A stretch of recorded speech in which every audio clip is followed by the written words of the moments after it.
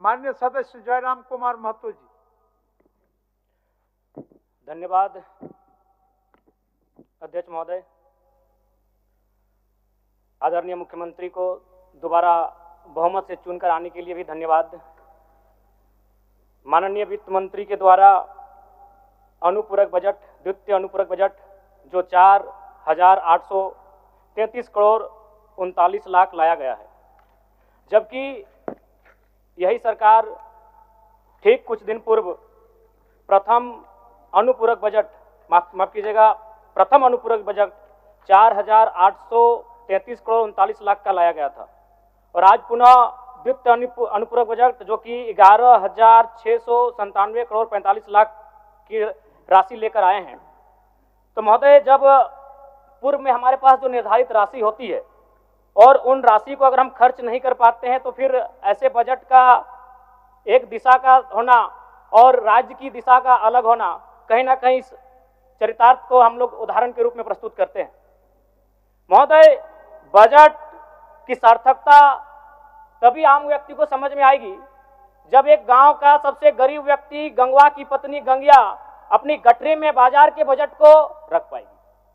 आज तमाम माननीयों ने, हमने भी सोचा था कि पक्ष की तरफ से विषय को रखा जाएगा, विपक्ष वाले तर्क को प्रस्तुत करेंगे, और इसी बीच में एक नया नवेला युवा सीखने का कार्य करूंगा। लेकिन मैक्सिमम समय इन्होंने दिशाहीन मुद्दों पे रखा। तो मैं, चूंकि मैया सम्मान योजना मूल बिंदु रही, केंद्र बिंदु रही, किसी ने उसे सम्मान कहा, नारियों का सम्मान कहा, महिलाओं का सम्मान कहा, हम लोग भी महिलाओं के सम्मान के पक्षधर हैं। हमारे एक भाई कह रहे थे कि 2,500 रुपए की राशि जब एक स्कूल कॉलेज में पढ़ने वाली बहन को दिया जाएगा तो उससे वो स्कूल कॉलेज कागज, कॉपी, कलम की सामग्री लेगी।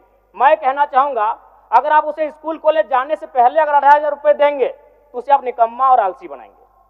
यदि आपको उस राशि को देना है तो उसके स्कूल कॉलेज जाने के बाद दीजिए, स्कॉलरशिप के रूप में दीजिए।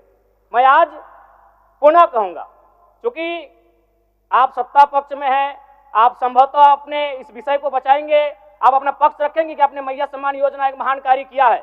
लेकिन मैं फिर कहूंगा, 18 साल, 25 साल, 30 साल की लड़कियों को जो आप फ्री में 2,500 रुपए दे रहे हैं, आप उनकी प्रतिभा को हनन कर रहे हैं, आप उनकी प्रतिभा को नकारात्मक दिशा में ले जाने कार्य कर रहे हैं। महोदय, मैं इसे से आप स्कॉलरशिप का रूप दीजिए।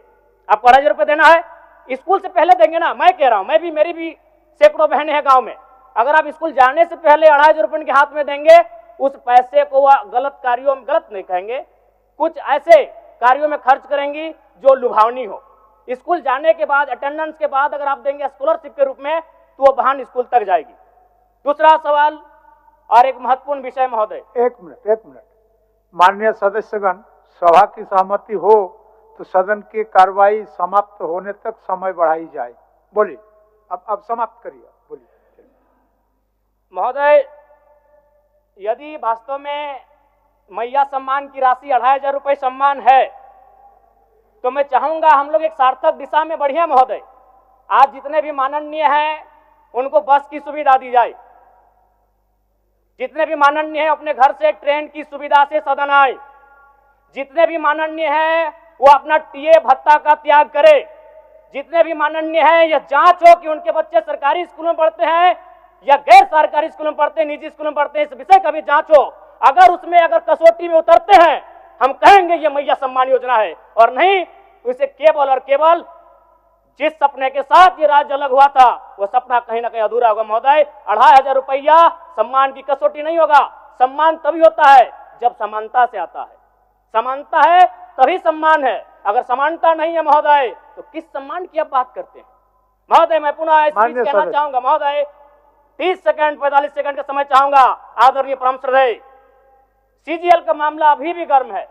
यदि सरकार को लग रहा है वो सच्चे हैं, तो सांच को आंच क्या करा लीजिए जांच, सांच को आंच क्या करा लीजिए जांच। और अब कब तक बहाना दीजिएगा कि ये विपक्ष की साजिश है? विपक्ष के सारे पे छात्र सड़कों पे नहीं है, सपने टूट रहे हैं, सपने नेशनल नाबूद हो रहे हैं, इसीलिए छात्र सड़कों पर है। और याद रखिएगा, उनके सपनों के बीच कोई आएगा, पहाड़ आए, दरिया आए या चट्टान आए, छात्र टकराएंगे। महोदय, मैं फिर कहूंगा, यदि आप सच हैं तो सच को आंच क्या कराइए जांच, सीजीएल की जांच हो। मैं पुनः कहूंगा, खतियान आधारित स्थानीय नीति, विस्थापन नीति पुनः समीक्षा करते हुए लागू कैसे हो उस दिशा में इस राज्य को बढ़ना चाहिए। और महत्वपूर्ण विषय महोदय, मैं ये कहना चाहूंगा। हो गया माननीय जयराम कुमार जी, हो गया। धन्यवाद महोदय।